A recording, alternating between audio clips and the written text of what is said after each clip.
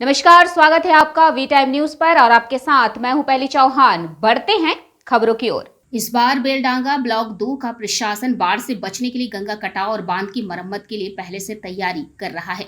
भारी बारिश के साथ कम दबाव शुरू हो गया है। कई देशों में पहले से ही बाढ़ आ चुकी है। बेलडांगा ब्लॉक 2 बाढ़ प्रभावित क्षेत्र है और इस बाढ़ को रोकने के लिए बेलडांगा ब्लॉक 2 के प्रशासन ने गंगा कटाव और बांध की मरम्मत का काम शुरू कर दिया है।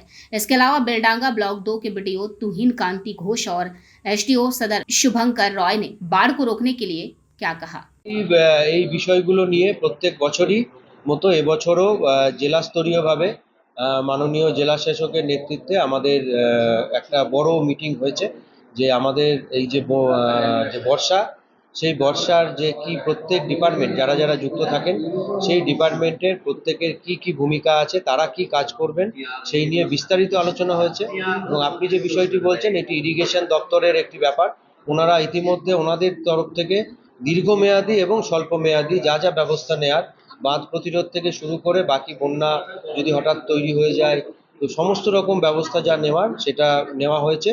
এবং আমাদের প্রত্যেক বছরের মতো এবছরও যে প্ল্যান একটা তৈরি হয়, একটা পরিকল্পনা থাকে দপ্তর ধরে ধরে, সেই দপ্তর ধরে ধরে প্রত্যেক দপ্তরই যারা যারা আমাদের এই বর্ষাতে এই বন্যা প্রতিরোধ বা জল জমা থেকে শুরু করে বাঁধ এই সমস্ত বিষয়গুলোতে যারা যুক্ত থাকেন, এই প্রত্যেক দপ্তরই তারা নিজস্ব যে কর্মপ্রণালী আছে তার মাধ্যমে, তাদের যে নিজস্ব স্কিমস আছে তার মাধ্যমে তারা প্রত্যেকে প্রস্তুত আছেন।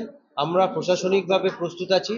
যে কোনো রকমের হঠাৎ করে যদি বিপর্যয় তৈরি হয় সেই বিপর্যয়ে আমরা সাথে সাথে যাতে মোকাবেলা করতে পারি তার জন্য আমাদের যে প্রারম্ভিক প্রস্তুতি সেটা ইতিমধ্যে হয়ে গেছে এবং আগামীতেও আমরা সচেতন আছি।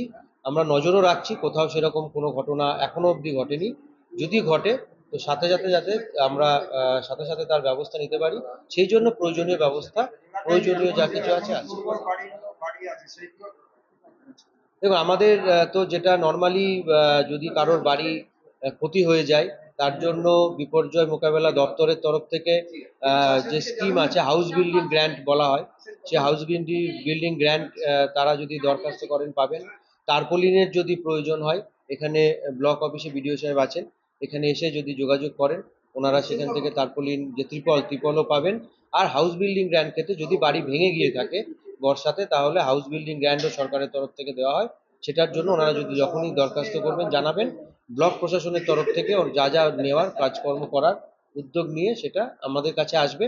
আমরা যা যা করার আমরা সেভাবে তাদেরকে সেই সুযোগ সুবিধা প্রোভাইড করব।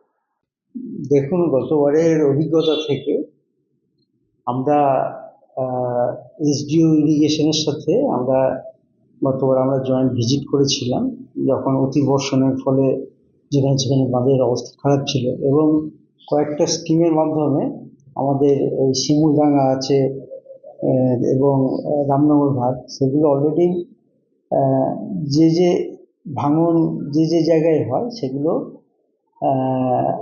এখন থেকেই ব্যবস্থা নেওয়া হচ্ছে। অর্থাৎ ইরিগেশন দপ্তর থেকে বাঁধ নির্মাণ এবং সেই কাজটা হচ্ছে। কিন্তু আরেকটা জায়গা যেটা টিয়া নদী থেকে যে একটা জল ঢোকে, বিশেষ করে নবগ্রাম কাটাইকোনা, ওখানেও গতবার একটা বাঁধ ভাঙার পরিস্থিতি হয়েছিল, একটা ওভারফ্লো হয়ে জল মাঠে ঢুকে যাচ্ছিল। তা সেটা গতবারই একটা মাইনর রিপেয়ার করে জলটা বন্ধ করা হয়েছে।